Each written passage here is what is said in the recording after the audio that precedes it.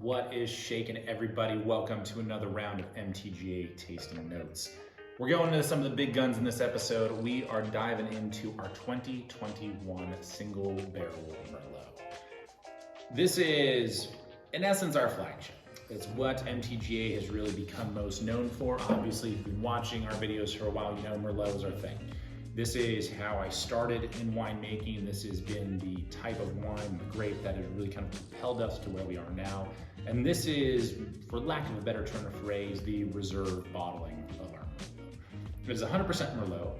And for that reason, we really wanted to kind of isolate it and make the best Merlot that we can from a particular vintage and say, hey, how great can we make this particular grape? That has been the goal with this wine, kind of vintage in, vintage out. It has been an amazing time crafting this wine over the years and experiencing the evolution of it. Even though it's typically, all from a single area, a single vineyard, and a single variety, and made in essence the same way every year, utilizing barrels like this guy right here, this lovely G7 barrel from the Gamba cooperage. It's typically where our this Merlot ends up for the 2 years or so of aging that it undergoes. It still has these subtle differences. If you go back to 2018 or 19, those wines were a little bit more intense, a little bit more feisty. 2020 is a little bit more restrained, it's a little bit edgier. Definitely the one that's gonna need some aging time for it to kind of mellow out and become a little bit smoother. The 2021 here is kind of a line it up, knock it down year. I'm a huge fan of where 2021 has started in terms of its potential. For me right now, it is so far my favorite vintage early on in this new decade that we're experiencing. It really started off with a bang in 2020. As we all know, it was a bit of a crazy year for everybody. And then when things started to settle down in 2021, we were very lucky that, honestly, Mother Nature kind of lined it up for us to knock it down. Looking back at that vintage, there really wasn't anything in particular that was super, off-putting. There weren't any major weather events that we had to contend with. It was something that, all things considered, it was still a lot of work, but a fairly easygoing winemaking year, which was really nice to experience after a year like 2020. And this one in particular, as we were going through the aging process, it kind of goes through these little peaks and valleys because it takes time for these new barrels to really integrate into the wine. And for this barrel in particular, it probably takes a solid year, maybe up to a year and a half for it to really show how it's going to impact the wine. Because there are moments where you taste it and you're like, oh, this barrel's not doing hardly anything. And then there are other times where you're like, wow, this kind of tastes like a 2x4. And what you're trying to do is kind of minimize those peaks and valleys so that it levels out as time goes on. And that's why we age this for close to 2 full years before we finally end up bottling it up. It just takes that amount of time to get this wine where we want to go. Now, if you've had our Merlots before, this is a shoe-in for something you're gonna love. If you haven't had the chance to try them just yet, in that case, this is gonna be kind of the top of the top, the peak of the mountain, the pinnacle of what we do with our Merlot program, and something that we do across most of our red wines actually, where we kind of do these single barrel lots where we can kind of isolate a particular cask and say, hey, let's see how great we can make this wine.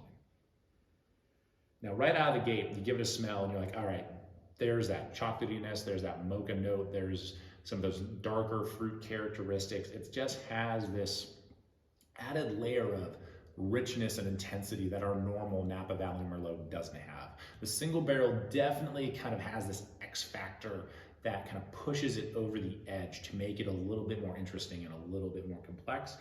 And that's just when you give it a smell, and the taste and the palate kind of really follows through with that as well.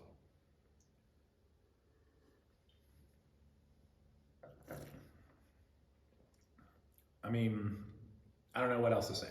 It is, every year, I don't really believe in perfection in winemaking. I always feel as though you're pursuing it constantly. There's always gonna be something you can get better at, always something you can do to improve what you do year in, year out. This is, honestly, as far as this wine and this vintage how it was made and where it is right now, this is about as close as you can get. This has been one of my favorite vintages to work with over the last decade or so. Probably my favorite going back to like 2011. It seems like 2011 really hit all the right notes for me. 2021 is doing the same, and everything else kind of falls off. Not that they're bad vintages, but just these guys just have a little something extra that they provide, which it's amazing when a year in Mother Nature and all the work that we do kind of culminates in something like this. It's really fun to enjoy the final product. Even going back to it after a couple of months, I haven't had this wine in a couple of months, it's great to see where it's at.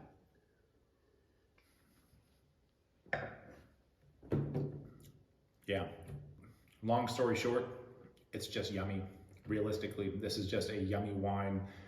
If you're looking for that bigger, bolder, kind of richer style of red, this is exactly what you're looking for.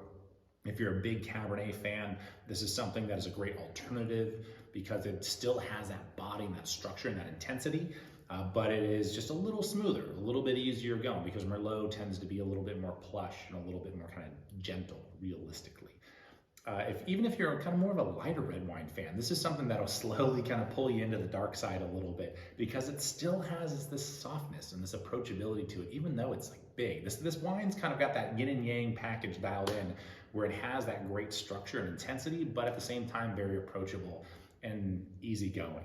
I'm not really sure if I could use another analogy to describe it. It's just this kind of cool in-between style of winemaking that I really love trying to achieve year in and year out. So I hope this is something that you have a chance to enjoy in the future. Thank you so much for tuning in. Be sure to like, share, subscribe to our videos. Really appreciate you doing that. Be sure to check out our Wind Up podcast as well for a little bit more information just on the wine and hospitality industry as a whole. And hopefully we will see you again soon. Cheers.